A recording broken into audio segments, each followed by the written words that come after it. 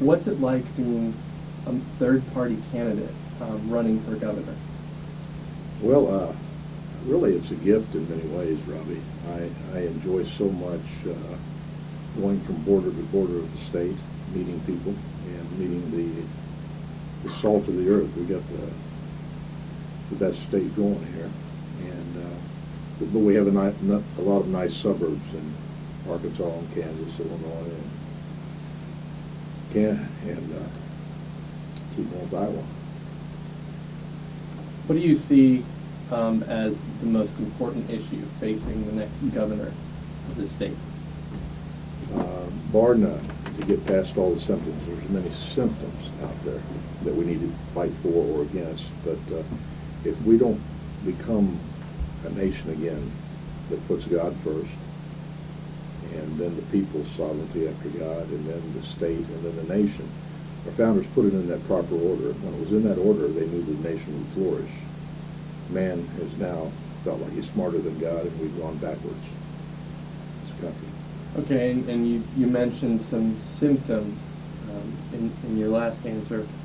One of the, I don't know if you'd call this a symptom, but one of the issues facing Missouri is the issue of health care. Yes. How do you bring affordable health care to those Missourians who don't necessarily have it? Well, I think we have to look at when they look at it, we take about 50% of the people's income in taxes. You know, it may not come initially out of their check, but we take about 50% when they buy groceries and gas and everything.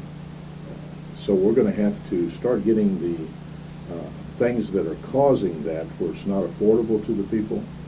I believe that the pharmacies and the insurance companies had some culpability. You know, they give Canada and Mexico and other countries drugs that are needed for 10 cents on the dollar.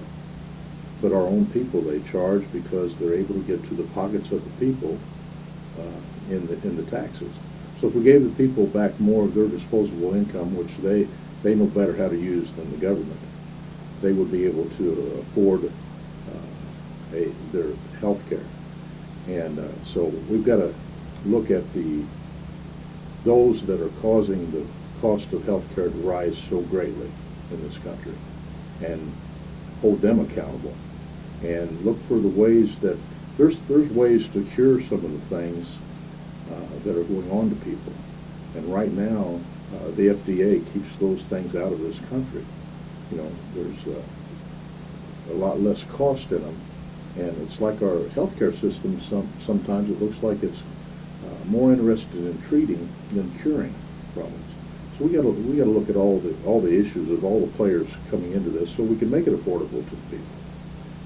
So is that something you would like to see done? Maybe when you mentioned 10 cents on the dollar in Canada, is that something that you think that places like Missouri should follow, or something you would support in the state? I would support getting our drugs at a cost where the people can get them for their needs. And right now, those inside the country are not providing that. So if we have to, on that aspect of things, bring it in so that people can afford their own health care. Okay, another one of the bigger issues that many are talking about is the issue of education and how the education system is or is not working.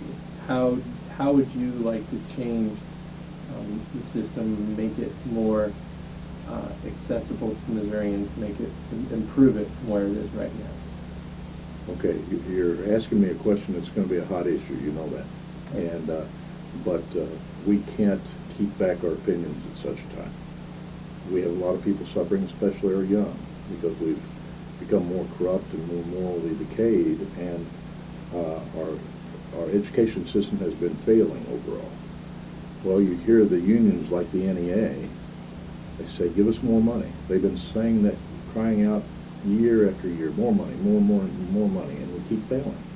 We spend more money than anyone in the world.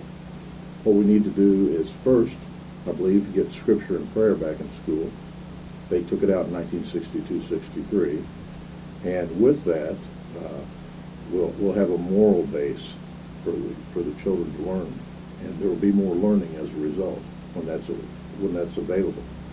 But when the parents who love their children more than anyone in Jefferson City and Washington, D.C., when they're given the choice of where to send their child, given that ability to send their child and control their education, have true local control, then we'll turn around the education in this country.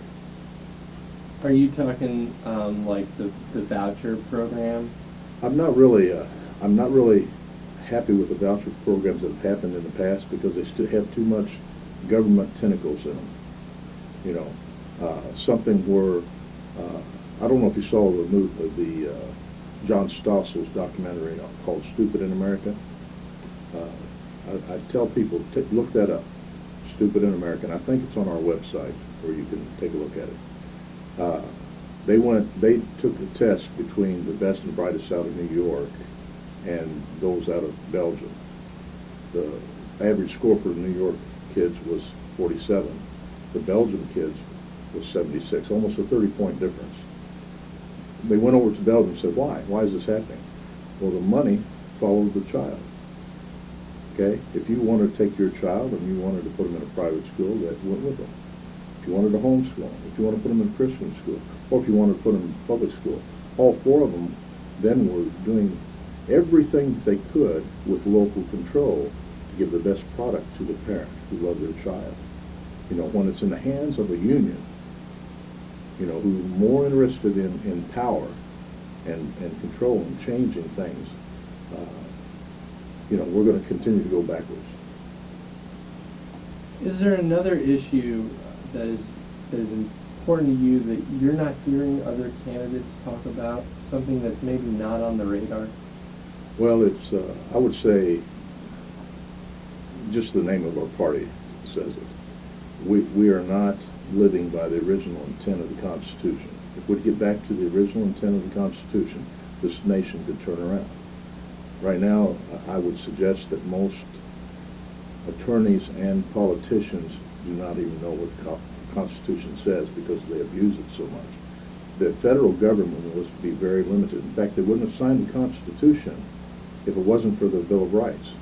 They weren't going to sign it because they knew they needed to limit the federal government. The federal government is intruding in so many things, the rights of the people in the states right now, and so we're losing our sovereignty. And as a state, we need to take our sovereignty back from the federal government and tell them just get out. And start doing things for the people again, serving the people instead of the. Right now, it's such that the people are serving the government, and it was meant to be the other way around. And how do you plan on doing that if you are elected governor of Missouri? Well, there's so many agencies involved in our state right now, and one of the first things, I would get rid of the Federal Department of Education. We've went backwards in education ever since they've had their hand in things.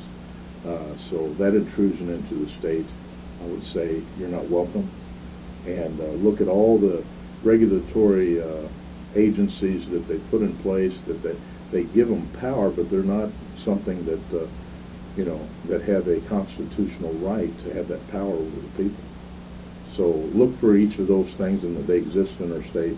Education would for sure be one of them right up front. All right, is there anything else that I haven't asked you that you'd like to talk about?